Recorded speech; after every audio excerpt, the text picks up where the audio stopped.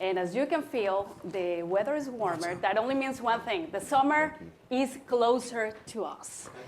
And at the same time, that only means one thing. The World Cup is about to happen.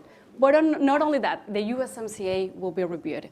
And that's what brings us together this morning in this very crucial time for North America. And I am joined by the experts, but briefly, I just want to introduce myself very quick. I'm Stephanie Ochoa. I'm the White House correspondent for Introvision, and I'm the host of Politics con Acento. So I want to start by introducing our guests. Congressman Joaquin Castro, representing Texas 20th District, and ranking member of the House Foreign Affairs Subcommittee on the Western Hemisphere. With us, also Congressman Mark Vesey, representing Texas 33rd District and co-chair of the American-Canadian Economy and Security Caucus. We wanted to do this panel bipartisan. Unfortunately, Congressman Juan Ciscomani wasn't able to come. He represents Arizona in the 6th District of the state. So with that, let me just put this conversation in perspective. 2026 marks a critical moment for North America as the review of the USMCA, the United States, Mexico, and Canada agreement approaches. This is not just a technical requirement anymore. It's really a decision point about the future of supply chains, economic competitiveness, and how the United States works with its closest neighbors and increasingly complex global landscape. North America represents over $1.8 trillion in annual trade, and Mexico is now the United States' top trading partner. So the question is no longer whether the relationship matters, yes or no, but it's more about how it evolves from here. With that, let me start with the questions because, Congressman, you know, how important is this relationship? But we have right now a lot of global priorities. In which place you could set this moment for North America? Let me start with you, Congressman Castro. Well, first of all, thank you for convening us to the U.S.-Mexico Foundation, to Meridian. Thank you for hosting us. Ambassador, it's great to see you and be with you again. All of those who have joined us from Mexico, I understand there's some legislators here. Bienvenidos a Washington. Great to have you here. The U.S.-Canada-Mexico relationship is a powerful one, and I believe that it will be a powerful one for generations to come. There's no doubt right now, as you all know, we have some deep challenges, but I think the relationship among our three nations is one that will endure and prosper for years to come.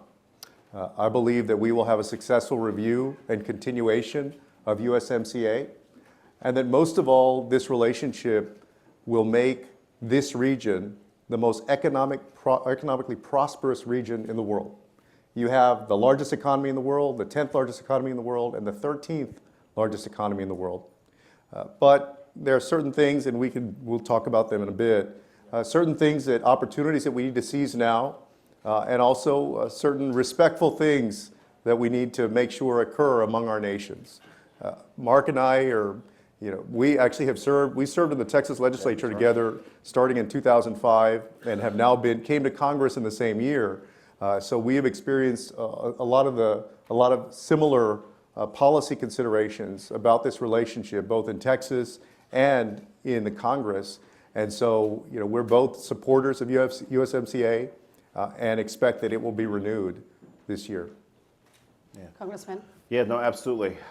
First of all, thank you for having us. This is great to be able to come and talk about this because I believe that this agreement and it being renewed is not only going to happen, but I think, as Congressman Castro just pointed out, it's going to be important for generations to come. And I think that really, when you start talking about trade, that it can really serve as a model for the rest of the world as they look to see how they're going to put together trade agreements. And they'll be able to look towards North America just to see how strong this agreement has been for us, the way how our supply chains have been integrated, the way how it's been good for consumers because of that. And as bad as I think a lot of the sort of chest pounding that was coming from the president at the very beginning of his term, as it related to Canada, as it related to Mexico, again, our two strongest trade partners, I do think that it gave Americans in particular a chance to really be able to see just how important this relationship is. Obviously, the markets were rocked by a lot of the comments that were coming from the White House, and I think that it made people really pay more attention to what these sort of agreements are all about. I think in the 90s that the narrative that came out was that NAFTA was really terrible and it was bad and it led to all these jobs being lost here in America, and people looked at it from that perspective. They really didn't think about things like integrated supply chains like we talked about before. And so I think that most Americans now have a brand new sort of perspective on all of this, particularly because the way that the tariffs ended up affecting people's bottom lines and people's pocketbooks. And so I think that we're headed in a really good and positive direction. I do think that it's going to be renewed. One of the things that is certain about this particular White House is that they care about what the headlines say and how the markets react to the things that they do. And being able to get this renewed is going to be something that will be good for the markets. And so I think that it'll happen. And Governor, let me take it from there, because here other question that comes very often is, are we treating North America as a true strategic alliance, or are we still thinking of it mainly as a trade agreement? I'm sorry, say that again? Are we treating North America as a true strategic alliance, or are we still thinking of it mainly as a trade agreement? I think that we're thinking of it still mainly as a trade agreement. But I will say that, again, because we've had a chance to sort of watch this administration, and if you want to go beyond Canada and Mexico, you want to take the Greenland debacle and throw that in there, that it's made people think more closely about our alliances too, and about how important these trade agreements are, and making sure that we keep these friendships strong between our closest trading partners in Mexico and Canada. I know that, for instance, we in America, we had never thought before about the fact that Canada could actually control whether or not homes are heated in the winter in America. We thought that we always had the complete upper hand on that. We didn't think about the fact that, hey, if President were to impose these tariffs or talk about taking over Canada, that perhaps they could retaliate by making sure that people in the Northeast did not have, power for the winter. And I think that because of that, people are really understanding just how more broad these agreements are, and how much they play in our everyday lives, and how much it plays into our national security as well. Congressman Joaquin Castro, do you agree with that? I think that when the United States talks about Mexico in particular, a lot of the discussion is often about the negatives.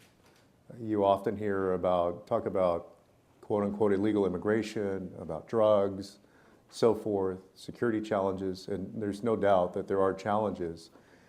But there's also a lot of great things in the relationship, including economic prosperity based around our trade. I agree with Mark that especially during President Trump's second term, with the tariffs globally, with the war now, with a lot of the saber rattling from the president, I think Americans have come to appreciate a few things. First, how interconnected we are in this region, how vital Mexico and Canada actually are to the United States. If you think about it, without I guess the silver lining, without a lot of the rhetoric that has come from the president, we would not have talked about a lot of the benefits. Those things would not be in the news, would not have been in the news over the last year and a quarter. A lot of the benefits that the U.S. derives from the U.S.-Mexico relationship. And so, yeah, I think on the positive side, so I mean to say that oftentimes, unfortunately, the bad things overshadow sometimes the good things. But when we talk about the good things, they're often confined to trade. But the fact is, it's much larger than just trade. And so, like I mentioned earlier, this part of the world, North America, needs to be as close as possible, as connected as possible. And my worry for my country, for the United States, is that the more antagonism there is, the less cooperation there is, that the world will start to move around the United States. And so you see that happening in Latin America and other parts of the world, where countries are looking past the United States to see how they can form trade agreements with other nations. Latin America, some Latin American countries in the EU, for example, And my fear is that the longer we go into the Trump presidency, the more the other countries in the world are going to try to leave the United States behind and no longer see it as the same kind of trading partner or just world partner, that mantle that we've been able to claim before. And you see it happening in real time, unfortunately. Congressman, we listen this over and over again. Most of the issues that we have now in between, talking about Mexico, immigrations, national security, all of those issues are intertwined and now are in the same basket. Do you envision a moment for this USMCA review where we can see this maybe in a different way, far from the politics, from the political environment, maybe planning this in a different way to see this in a more, let's say, technical way? I think certainly with the Congress, I think the Congress tends to delve into the different issues. As you all know, when we've talked about trade agreements, especially on the Democratic side, we've looked at technical considerations, everything from labor to the environment, things within specific industries. Now there's more and more talk about artificial intelligence. I saw just a few days ago that Mexico, it looks as they're going to take the opportunity to try to regulate artificial intelligence in some way. And so, yeah, so I think, there is more of a in the weeds conversation that goes on among policymakers. Among the general public, I think it's still at a very kind of meta level where a lot of the issues center around trade, certainly, and economic prosperity. But then again, the issues that I spoke about, you hear about fentanyl, migration, for Americans, you hear about violence in Mexico. One of the things that I've been working on for a long time now is stemming the flow of illegal firearms into Mexico and Latin America and the Caribbean, which I think would be an incredible thing for Mexico if the United States was able to forcefully help in stopping the trafficking of firearms into Mexico and other nations as well. Congressman BC, and looking ahead, what does success for this partnership look like over the next 5 years?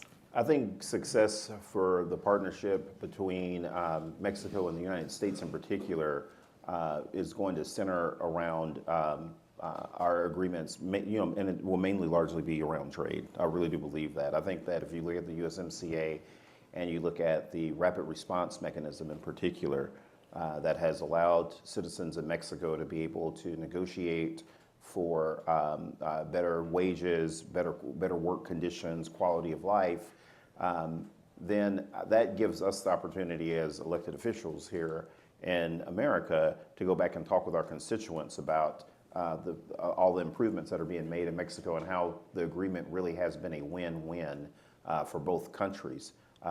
I think that one of the biggest challenges, and Joaquin touched on it a second ago, is obviously going to be the drug trade issue.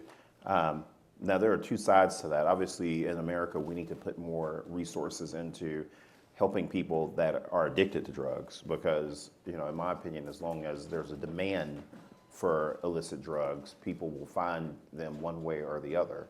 But seeing how we can slow down that trade and keep a healthy trade between Mexico and America, I think is going to be important. And I think that people understand it more. I know that, like, for instance, when Trump first started talking about the tariffs, for instance, one of our jewels in the Dallas-Fort Worth area is our General Motors plant. We make the Suburban, the Escalade, the Tahoe, the Denali. They're in Arlington, Texas, right between Dallas and Fort Worth. And it's really, I like to use it because it's something that people can easily understand, but we get like the engine, for instance, comes from the St. Catharines propulsion facility, and on the Niagara Falls, on the Canada side of Niagara Falls, we get many of the parts for those vehicles out of Mexico as well. And so those vehicles are already pretty expensive, but because of this agreement that we have, we've been able to keep the vehicle one of the most popular selling vehicles in the state of Texas, and it's been a win not only for consumers to be able to drive those cars and be able to keep them affordable, but it's been someplace in North Texas that's considered a very strong employer that has employed generations of people. I've had relatives that have worked there over the years. And so we have some amazing stories to tell. We just have to get through these next 2 years, but I do think that we will get through them successfully, and I think that we will come out stronger and we'll have a more educated populace about what everything is really all about. And I would add also, we've talked about tariffs, we've talked about the fentanyl issue, I talked about arms trafficking. The issue of migration is obviously a very important one. And I'm in the state that does the most trade of any state in the nation. But it's also a state where immigrant labor has helped power the economy in many different industries.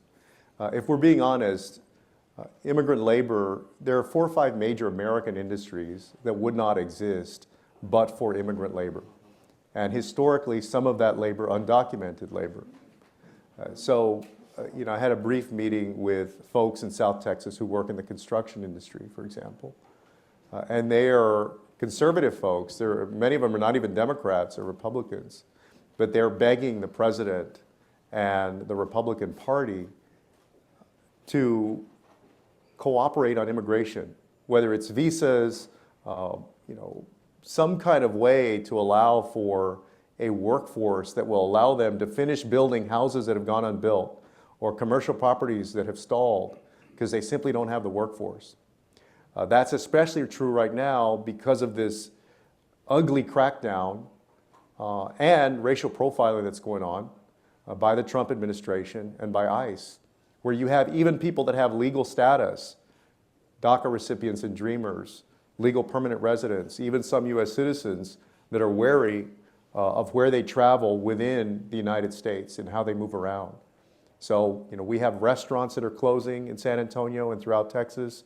We have small businesses that are closing, and a lot of industries that simply don't have the workforce that they need to continue to compete. And long term, and by long term, I don't mean 30 years, I mean in the next few years even, it's going to be, I think you're going to see, unless we fix that, unless we do something about that, you're going to see more economic failure within the United States. And so that's a big challenge for us. I hope that the president will listen, if not listen to me or Mark, listen to folks who have helped power his campaigns and his own political party and actually do something productive about it. Congressman BC, what would failure look like? You just talk about success in this partnership, but what about the failure? I think that I want to touch on what Joaquin was just talking about. I think that failure would look like not acknowledging the fact that our partners along our southern border need to have success, and as America, we need to figure out ways how we can help make them successful. I talked about, we've been talking about these trade agreements, and you look at the unemployment rate in Mexico, for instance, and it's relatively low. And that's been good for America to have unemployment in Mexico be low, and it's really stopped a lot of undocumented population from coming from Mexico. Many of the undocumented population that we saw in the past that was coming across our southern border was coming from Central America. They were coming from Guatemala. They were coming from Honduras and El Salvador, Nicaragua. But if we make the investment to help make our partners stronger in these areas of trade and security, national security, then it's also a win for America. And not acknowledging that, I think, can really lead to economic catastrophe. One of the plans that I think that don't get enough attention and that we can't talk about enough is when Bill Clinton was president of the United States, and he passed Plan Colombia. As you know, during that time, after the Medellin cartel and the Rodriguez brothers, Colombia had become a very violent place. And with Bill Clinton and Plan Colombia, it gave the U.S. the opportunity to partner with that country to help make it more secure and help slow down the flow of drugs into this country. And now Colombia is a place where Americans, sometimes, go to vacation. I think that they've had some challenges here in the last year, but they had actually started to see more people from America visit that country, and it was because of the investment that we made there. We have to do the same thing when it comes to Mexico and when it comes to really talking about the immigration issue here. one of the industries that is very important to Texas, obviously, is the oil and gas industry. But that industry is one that has a large undocumented population that works in the Permian Basin. The same with our feedlots in Texas. That's a big part of our ag. If we don't figure out some sort of a way to really address this issue in a more healthy manner, and stop with all the chest pounding, I do think that would be a catastrophe. And while I think that the American public is much more educated when it comes to these trade deals, I think on the issue of immigration, I actually think that we still have a very long way to go, because there's a lot of misconceptions out there. There are a lot of people that are still saying silly things like, well, Joe Biden allowed millions and millions of people to come into this country, and there's no one really challenging that on the Republican side or pushing back on that. But in order for us to have real success and for the American economy to continue to grow, we have to really look at this topic and be honest about it and have real mature adult conversations around it and figure out how we're going to make, again, our neighboring countries south of Texas and America. We have to figure out how we can help those countries prosper and do better. Otherwise, I think that it's a major failure. Congressman Castro, we hear a lot about nearshoring, bringing supply chains closer to home. Is North America actually taking advantage of that opportunity right now? Not as much as we could. I do think that during the pandemic and immediately post-pandemic, there were real efforts that were started to try to bring more of the supply chain to Mexico, to Latin America, even to the Caribbean and to Canada. I do feel as though the president's harsh rhetoric and the imposition of these tariffs have paused a lot of that because there's been incredible uncertainty, and people don't know whether the tariff is going to be 25% this week or 40% next week or 10%. So it's created a lot of uncertainty, and I feel like it's damaged that effort. You asked a question about failure. Mexico and Canada displaced China as the U.S.'s largest trading partner. In terms of economic prosperity, that's success. So failure would be if we slip back, or what China's hoping to do is get more aggressive and build stronger trading relationships with countries, including Mexico and in Latin America. Now, Mexico, unlike some other Latin American countries, has actually put China off, has actually not engaged China as deeply as other nations in Latin America. But I don't think that you can count on that. China's got a very aggressive Belt and Road Initiative. Their automotive industry is taking the world by storm in many ways. I just saw one of our U.S. senators talk about how we need to never allow Chinese automobiles into the United States. And he spoke about the national security angle, and as somebody that serves on the Intelligence Committee, I certainly understand that. You do have to deal with that concern. But I also get concerned when the United States, which has been about being the best, about competing, about the fact that we believe that we can do something better than anyone, starts to say that, well, wait a minute, we don't want to ever let this product come into the United States. I start to worry that it's kind of an implicit concession that you can't make a better car than China. And so, I gave you a long-winded answer to this, but I think success would be right now preserving the strong economic relationship that we have, also handling migration in a productive way that leads to immigration reform in the United States, stopping arms trafficking, which I think will help with fentanyl and the drug trade. For Mexico, Mexico is a beautiful country. My wife's family is from Reynosa. My grandmother's family was originally from Coahuila, so northerners, but an incredible country. I imagine a Mexico of complete opportunity where people have to worry a lot less about random violence. And for folks in our line of work in politics, where politicians can run for office on whatever platform they wish without worrying about getting shot. Where journalists can cover any topic, even about cartels, and not worry about getting murdered. That's the Mexico that I imagine. That Mexico, to me, will be prosperous not only for its own people, but also for the United States of America. And this region, if we can get there, this region, along with Canada, will be unstoppable in the world. I think you would add to it, Congressman. Yeah, when we obviously, when NAFTA passed, and that was obviously very controversial in the 2016 campaign, which led to USMCA. One of the areas, and I talked about it a second ago, was the automotive industry, and I wanted to piggyback on what Joaquin was saying, because I think that's what a point that he made is very crucially important. The topic of automobile and people being displaced in factories in Detroit and Ohio and the Midwest in particular during that time period. Some of it was misinformation, but some of it were concerns that people really had. When it comes to the Chinese and us trying to keep cars out of America, instead of figuring out how we can make our cars more competitive with the Chinese cars, I think is a huge worry. And how we deal with this friendshoring issue that you talked about, and building this critical infrastructure here, along with our allies with Canada and Mexico, I think is going to be important. I can't underscore enough. I think the biggest threat, and it will be a much bigger threat than if you even go back and look at the old NAFTA agreement to the automotive industry, is going to be the Chinese.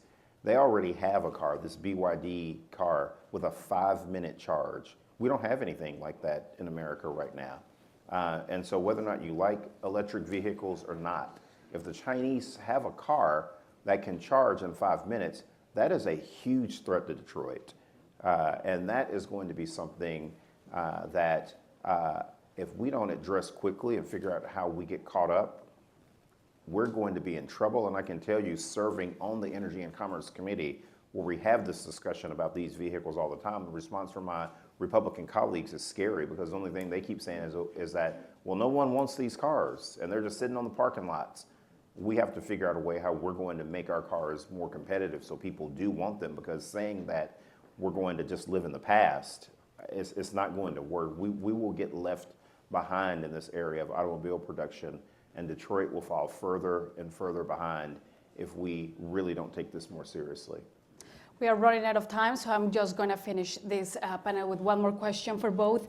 In one sentence, what is the decision, the main decision Congress needs to get right in light of this review? That needs to get right what? The Congress needs to get right. Which decision? Well, I mean, obviously, we need to make sure that this agreement is continued. But if I could do one thing, it would be on the arms trade. It would be on the arms trafficking, I should say. I would solve that problem. And I think that would have a much larger effect on everything else. Yeah. I would say, for me, it would be the critical minerals piece. Like, we really do have to figure out how America is going to be less dependent on China for a lot of these critical materials. If you look at what's happening right now in Iran, for instance, one of the things that we're very proud of in Fort Worth is the F-35. The F-35 plane, which final assembly is done in Fort Worth. We have about 20,000 people that work at that facility in Fort Worth, Texas. We're obviously very proud of it, and we're proud of the performance of the F-35. But the components for F-35, a lot of the critical minerals that are needed in order to finish out a lot of the computer components of that plane, we can't finish the plane without Chinese materials. And we have to figure out whether it's for our defense in particular, but the automobile industry that I talked about earlier, air conditioning, automation that's happening in the factories, we cannot be dependent on China for supplying us in that chain of 100%. If you look at the Arab oil embargoes that were happening, and you look at the way that the price of oil is being rocked right now, imagine if China gets to the point to where they can say, we're just going to completely deny you these materials right now because of something that you're doing in foreign policy. It would make America so much more vulnerable. And so, to me, doing something about the critical minerals piece and figuring out how that can be a more vital part of the trade discussion and build that infrastructure into how we do business amongst America and Canada and Mexico, I think is probably the most important thing. Thank you so much, Congressman Joaquin Castro, Congressman Mark Vesey, for this conversation. What we've heard today is that while politics in Washington can often feel divided, the economic reality across North America is deeply connected. Thank you so much, and please enjoy the rest of the forum.